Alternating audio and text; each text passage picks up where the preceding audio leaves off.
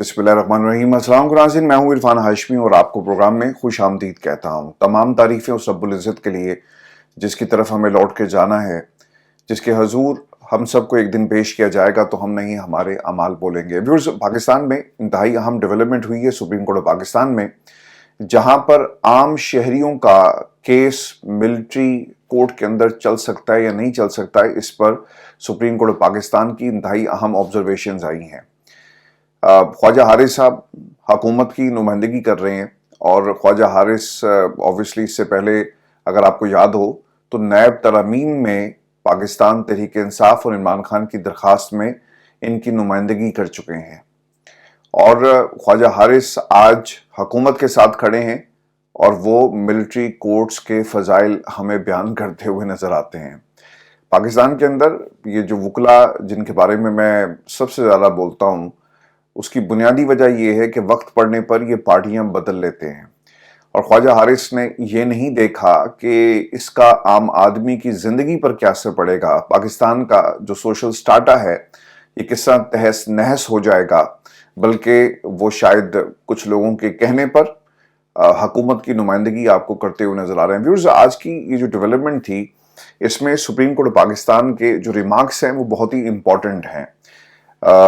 7 रुकनी bench है justice Aminuddin की सरबराही में जो इसकी समाअत कर रहा है और इसमें जो जस्टिस जमाल मंदोखेल के रिमार्क्स हैं वो बहुत ही इंपॉर्टेंट थे आज की इस कार्रवाई के हवाले से। और जो मुकालमा हुआ है ख्वाजा हारिस और जस्टिस जमाल मंदोखेल के दरमियान और फिर मुसरत हलाली ने जो बात की है, आपको पता लग जाएगा कि आने वाले दिनों में इस बेंच से किस किस्म का फैसला है जो आने वाला है। जस्टिस जमाल मंदोखेल क्या कहते हैं और जो मिलिट्री कोर्ट के हवाले से ये जो समाअत हुई है इसमें क्या डेवलपमेंट्स हुई, मैं वन बाय वन आपके सामने रख देता हूं।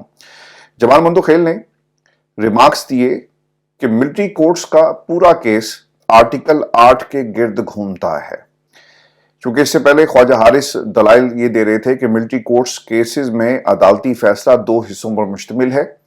एक हिस्से में आर्मी एक्ट दफात को कलअदम करार दिया गया, जबकि दूसरे हिस्से में मुल्जमान की मिलिट्री कोर्ट्स में कस्टडी है। वो ये कहते हैं कि ये दोनों मामलात ना मुख्तलिफ हैं और इनको 2 डिफरेंट हिस्सों में ट्रीट किया जाए, जिसका जवाब जस्टिस जमाल मंदोखेल ने दिया कि आप आइन के आर्टिकल 8 को किस तरह नजरअंदाज कर सकते हैं, क्योंकि ये पूरे का पूरा मामला आर्टिकल 8 के गिर्द घूमता है।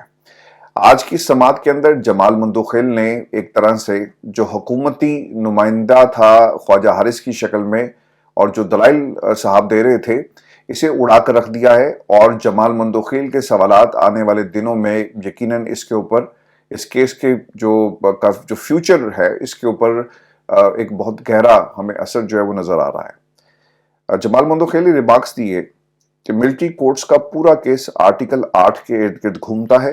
आर्म्ड फोर्सेस में ना होने वाला फर्द आर्म्ड फोर्सेस के डिसिप्लिन के नीचे कैसे आ सकता है, यानी आपने किसी भी आम शख्स को उठाया जिसका पाकिस्तान की आर्मी से कोई ताल्लुक नहीं, नेवी से कोई ताल्लुक नहीं, एयरफोर्स से कोई ताल्लुक नहीं, रेंजर से कोई ताल्लुक नहीं है और आप उसका ट्रायल पाकिस्तान में मिलिट्री कोर्ट में करेंगे।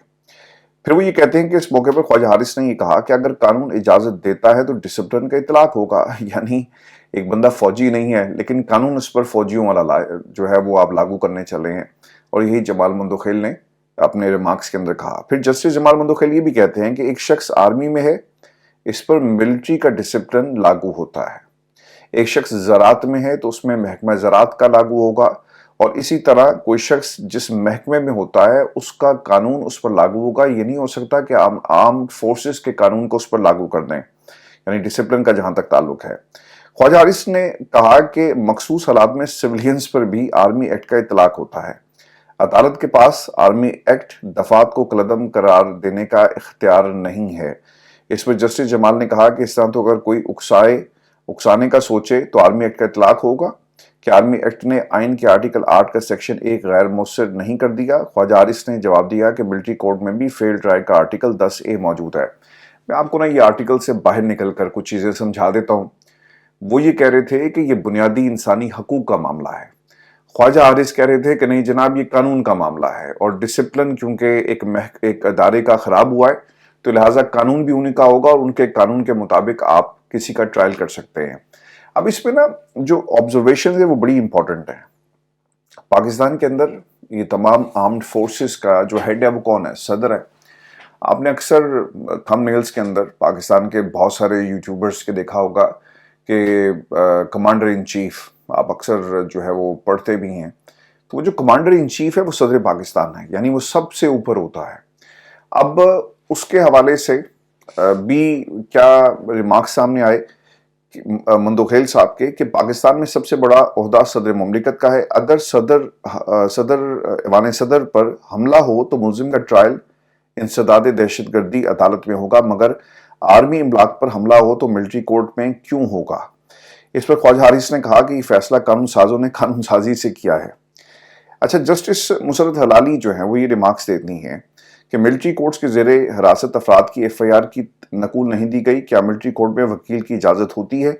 اور اس پر انہوں نے کہا کہ جی تمام مواد مہیا کیے جاتا ہے. اب ایک سوال ان کی طرف سے یہ بھی کیا گیا کہ اگر کوئی فوجی اپنے افسر کا قتل کر دے تو کیس کہاں چلے گا؟ خواجہ حارث نے کہا جی کہ اس کا کیس جو ہے وہ کسی عام عدالت میں چلے گا. اب دیکھیں، کسی بلڈنگ پر حملہ کرنا ایک قتل سے ذرا بڑا اقدام ہے ان کی نظر میں، اور یہ کہتے ہیں کہ چونکہ بلڈنگ پر حملہ ہوا لہٰذا غیر معمولی حالات ہو گئے اور ہم جو ٹرائل ہے وہ ملٹری کورٹ میں لے کر جائیں گے. اور یہ ایک طرح سے گراؤنڈ بنانے کی کوشش کی جا رہی ہے. عمران خان اور اوبیسلی پاکستان تحریک انصاف کے جو لوگ ہیں ان کے ملٹری کورٹ میں ٹرائل کی ایک راہ ہموار کرنے کے لیے اس کیس کو چلایا جا رہا ہے. ویورز، جسٹس جمال مندوخیل نے حضرت عمر رضی اللہ تعالیٰ عنہ کا بھی حوالہ دیا اور چھاؤنی کا جو کانسیپٹ ہے یہ کہاں سے آیا اس کے اوپر بھی انہوں نے تفصیل سے بات کی. اور پھر جو عام آدمی کی زندگی میں یعنی فوج کو کس طرح سے الگ کیا گیا، یہ روایت حضرت عمر رضی اللہ تعالیٰ عنہ سے اس کا باقاعدہ طور پہ آغاز ہوتا ہے، جس کا جمال مندوخیل نے بڑی تفصیل کے ساتھ ذکر کیا. اب کرنے یہ کیا جا رہے ہیں؟ یعنی اگر آپ عام آدمی کی زندگی کو فوج کے قوانین کے ساتھ آپ اس پرزم سے دیکھیں گے تو یاد رکھیے گا اس کا نقصان ہوگا. اور یہ پاکستان میں طاقتور حلقوں کے لیے آخری موقع ہے. یہ مت کیجیے گا کہ آپ عام آدمی کو ملٹری کورٹس کے اندر اس کا جب ٹرائل کریں گے نا تو نفرت مزید پھیلے گی، اور خدا نہ خواستہ یہ نفرت اتنی بڑھ جائے گی کہ پھر آپ کے ہاتھ میں کچھ نہیں آئے گا. تو یہ غلطی آپ کی ایسی غلطی ہوگی جسے تاریخ بھی معاف نہیں کرے گی. اور سب سے حیران کن بات ویورز اس کے اندر یہ ہے کہ آج کی جو حکومت، اگر آپ پڑھیں نا جو خبر رپورٹ ہوئی ہے پاکستان کے اندر، وہ لکھا ہوا تھا جی کہ حکومتی وکیل کا یہ کہنا تھا، حکومت یہ کہہ رہی ہے، حکومت کی طرف سے یہ استدعا کی گئی. پاکستان کی حکومت آپ عوام کی نمائندہ جماعت ہے یا حکومت عوام کے لیے ہوتی ہے یا پھر آپ پاکستان کی اسٹیبلشمنٹ کی نمائندگی کر رہے ہیں؟ اس بات کا بھی آپ کو فیصلہ کرنا ہوگا. کیونکہ ویورز یاد رکھیے گا، آج جس انداز سے حکومت، اسٹیبلشمنٹ اور جو دیگر ادارے ہیں ان کی نمائندگی سپریم کورٹ آف پاکستان میں کرتے ہوئے انصاف مانگ رہی ہے نا، کل کو یہی قوانین ہوں گے، ان کی گردنیں ہوں گی، اور پھر آپ کیا کریں گے؟ آپ کے پاس کوئی سولوشن موجود نہیں ہوگا. تو لہٰذا اگر آپ نے یہ غلطی کی تو اس کے نتائج ہوں گے، اور تاریخ جو ہے وہ آپ کو کبھی معاف نہیں کرے گی، کیونکہ تاریخ سر کسی کو معاف نہیں کرتی. ہلاکو خان نے انسانوں کی کھوپڑیوں کے نا مینار بنائے. آج دیکھ لیں کہ کہاں پر چنگیز خان کہاں ہیں وہ، اور پھر وہ لوگ جنہوں نے اپنے آپ کو زمینی خدا ڈکلیئر کیا وہ کہاں پر ہیں؟ دنیا کے لیے وہ عبرت بن گئے. تو اس زمین کے خداؤں سے اللہ تعالیٰ جو ہے پاکستان کو محفوظ رکھے، اور یہ جو کچھ آپ کر رہے ہیں یہ ملک کے کسی طرح بھی مفاد کے اندر نہیں ہے. پھر کچھ اور ڈیولپمنٹس بھی ہوئی ہیں پاکستان کے اندر. سپریم کورٹ سے ایک اور بھی خبر ہے، وہ بھی میں آپ کے ساتھ شیئر کر لیتا ہوں، اور یہ ڈی سیٹ کرنے کا معاملہ ہے. اور سپریم کورٹ نے الیکشن کمیشن کے طریقہ کار پر بہت سارے سوالات جو ہیں وہ اٹھا دیے ہیں. آپ کو یاد ہوگا کہ اس سے پہلے جو سپریم کورٹ نے عادل بازئی کو ڈی سیٹ کرنے کا فیصلہ جو ہے، ایک تو نوٹیفیکیشن جو تھا اسے سیٹ اسائیڈ کیا تھا، اب اسے کالعدم قرار دے دیا ہے. خبر کے مطابق الیکشن کمیشن نے 63A کے تحت عادل بازئی کو قومی اسمبلی سے ڈی سیٹ کر دیا تھا. تاہم اب سپریم کورٹ نے عادل بازئی کی اپیل منظور کرتے ہوئے الیکشن کمیشن کا ڈی سیٹ کرنے کا فیصلہ کالعدم قرار دیا، اور عدالت نے یہ کہا کہ کیس کا تفصیلی فیصلہ بعد میں جاری کیا جائے گا. آپ کو یاد ہوگا کہ نواز شریف صاحب جو تھے ان کی درخواست پر آرٹیکل 63A کے تحت ان کے خلاف کارروائی کی گئی، और अब ये फैसला सुप्रीम कोर्ट ऑफ पाकिस्तान की तरफ से एक लैंडमार्क जजमेंट है जो दी गई है, और ऑब्वियसली अदालत के जो सवालात हैं वो बहुत ही इंपॉर्टेंट है। अब तरीक़ाकार पर सुप्रीम कोर्ट ऑफ पाकिस्तान की तरफ से ये सवाल जो है वो उठाया गया है। डी सीट करने का असल में मामला क्या था और जो तरीक़ाकार इस पर सवाल क्या उठाए गए। आदिल बाज़ई की रुकनीत मुअत्तली की दरख्वास्त पर जस्टिस मंसूर अली शाह की सरबराही में 5 रुकनी बेंच है जिसने ये समाअत की है, और जस्टिस आयशा मलिक का जो सवाल था बहुत ही इंपॉर्टेंट है। वो ये कहती हैं कि आदिल बाज़ई केस में हक़ाइक़ जांचने के लिए कमीशन ने क्या इंक्वायरी की। इलेक्शन कमीशन पता क्या करता है, ये मैं आपको समझा देता हूँ क्योंकि ये तो हम रिपोर्ट कर रहे हैं जो आज अदालत की कार्रवाई थी। इलेक्शन कमीशन चूंकि बी टीम है, नवाज शरीफ साहब की बी टीम कहें, पाकिस्तान की इस्टेब्लिशमेंट की बी टीम कहें, पाकिस्तान पीपल्स पार्टी की बी टीम कहें, हुकूमत की बी टीम कहें, तो ये बिल्कुल भी गलत नहीं होगा क्योंकि इन साहब को नवाजने के लिए जो कानून लाया गया कि जब तक ये कुर्सी पर बैठना चाहें बैठ सकते हैं और जब तक कोई नया इलेक्शन कमिश्नर नहीं आ जाता, यानी उन्होंने ना हर तरफ से अपना रास्ते जो हैं वो महफूज करके इस वक्त वो खेल रहे हैं। इलेक्शन कमीशन ने ये जहमत ही नहीं की कि उसकी इंक्वायरी करता, और अगर वो इंक्वायरी कर रहा था तो उसके पास क्या इख्तियार है। ये सवाल आयशा मलिक की तरफ से उठाया गया है। जस्टिस आयशा मलिक ये भी कहती हैं कि जस्टिस अकील अब्बासी ने रिमार्क्स दिए कि बस बड़े साहब का खत आ गया तो बंदे को डी सीट कर दो। जस्टिस मंसूर ने कहा कि हल्के के अवाम को डी फ्रेंचाइज करने का पैमाना तो सख्त होना चाहिए। सरदार तैमूर ने कहा कि एक दिन मामला इलेक्शन कमीशन पहुंचा, अगले ही दिन कार्रवाई शुरू कर दी। हम बलूचिस्तान हाई कोर्ट गए, हमें मुतलका दस्तावेजात तो दें। हमने कहा कि नून लीग से वाबस्ती का जो बयान हल्फी बताया जा रहा है वो तो हमें दें। जस्टिस आयशा मलिक बोली कि इलेक्शन कमीशन ने कह दिया वो दस्तावेजात तो सीक्रेट हैं।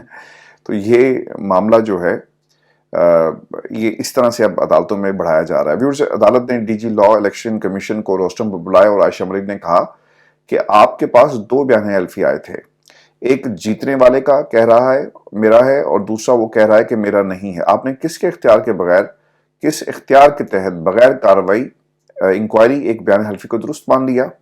जस्टिस आयशा मलिक ने यह भी सवाल किया कि इलेक्शन कमीशन ये कह सकता है कि बस एक बयान हल्फी पसंद नहीं आया दूसरा आ गया। क्या इलेक्शन कमीशन मुल्क की तमाम अदालतों से बालतर है? आपको किस चीज़ की परवाह ही नहीं, किसी चीज़ की परवाह ही नहीं, क्या आप किसी को मानते हैं? जस्टिस मंसूर ने जो रिमार्क्स दिए कि अदालतों और मजिस्ट्रेटों को भी नहीं मानते, खुद भी इंक्वायरी नहीं करते, और क्या इलेक्शन कमीशन ऐसा ट्रायल करने का हक रखती है? ट्रायल कोर्ट के इख्तियारात इलेक्शन कमीशन के पास कहाँ से हैं? इलेक्शन कमीशन तो बुलडोजर लेकर फिर रहा है। अब देखें, ये जो इलेक्शन कमीशन है, आज जो कार्रवाई हुई है इसके खिलाफ या जो सवालात उठाए गए, इसका जवाब नहीं आएगा। और यही वो खौफ था जो नून लीग को था, पाकिस्तान में फॉर्म 47 बनाने वालों को था, जो साइंसदान जिन्होंने ये हुकूमत बनाई उनको ये खौफ था कि अगर जस्टिस मंसूर चीफ जस्टिस बन गए तो पहले तो वो 26वीं आईनी तरमीम को उड़ाएंगे, फुल बेंच बैठेगा, फैसला होगा, और फिर उसके साथ साथ जो अब कुछ पाकिस्तान में हो रहा है इसके ऊपर फुल स्टॉप लग जाएगा। लिहाजा वाहिद हल हमारे पास यही है कि इन सब को घर भेजा जाए, फाइलें खोलें, या फिर कम अज कम कानून साजी आईनी तरमीम करके इनके इख्तियारात इनसे ले लिए जाएं। तो यही हुआ है जी। और अब आदिल बाज़ई का जो केस है इसमें एक ऑब्वियसली एक बड़ी लैंडमार्क किस्म की व्यूअर्स एक जजमेंट जो आई है। मैं आपको व्यूअर्स ये भी खबर दे दूं, चूंकि आज अदालतों से सुबह सुबह काफ़ी सारी खबरें हैं। तोशा खाना 2 केस में FIA ने बुशरा बीबी की जमानत मनसूख कराने के लिए पूरा जो है वो जोर लगाया, लेकिन ये जमानत जो है मनसूख नहीं हुई, और तोशा खाना में बुशरा बीबी की जमानत मनसूखी की दरख्वास्त जो है वो FIA की तरफ से दी गई थी, और FIA ने मौक़िफ़ इख्तियार किया था कि बुशरा बीबी जमानत मिलने के बाद ट्रायल कोर्ट में मुतादिद समातों पर पेश नहीं हुई। बुशरा बीबी जमानत की रायत का गलत इस्तेमाल कर रही हैं, जिस पर जस्टिस मियां गुल हसन औरंगजेब ने इस्तफसार किया कि बुशरा बीबी आपके कंट्रोल में नहीं, उन केसेस को संजीदा लेना चाहिए। बुशरा बीबी के वकील बैरिस्टर सलमान सफदर ने कहा कि बुशरा बीबी यहाँ कमरा अदालत में मौजूद हैं, जिस पर अदालत ने कहा कि अगर वो ट्रायल कोर्ट में पेश नहीं होंगी तो जमानत मनसूखी जो है वो दायर होगी। बैरिस्टर सलमान ने तोशाखाना 2 केस में ट्रायल जल्दबाजी में चलाया जा रहा है, ये भी उन्होंने मौक़िफ़ इख्तियार किया, और उसके बाद जो उनकी मनसूखी की जो दरख्वास्त थी इसे जो है निपटा दिया है, यानी FIA को मुंह की खानी पड़ी है। पर जो मेरे लिए जो सबसे इम्पोर्टेंट खबर है वो है पाकिस्तान तहरीक इंसाफ, जो मुज़ाकरात की बात चल निकली है, तो आप जिससे भी पीपल्स पार्टी में, नून लीग में और पीटीआई में बात करें तो वो ये कहते हैं कि इंशाल्लाह कोई ना कोई हल निकलेगा। नून लीग से बात करें तो वो ये कहते हैं जनाब इनकी किस बात का हम यकीन करें, और वो नहीं उंगली पर नचा रहे हैं, घुमा रहे हैं। मैंने इससे पहले भी कहा था कि पाकिस्तान तहरीक इंसाफ को पीपल्स पार्टी से बात करनी चाहिए, नून लीग से नहीं। चूंकि नून लीग की जो जान है ना वो पाकिस्तान की एस्टेब्लिशमेंट के हाथ में है। जिस दिन नून लीग ने इनसे बात करने के लिए अगर कोशिश भी की ना संजीदगी के साथ, तो पाकिस्तान की एस्टेब्लिशमेंट की उसमें हाँ और ना शामिल होगी, याद रखिएगा।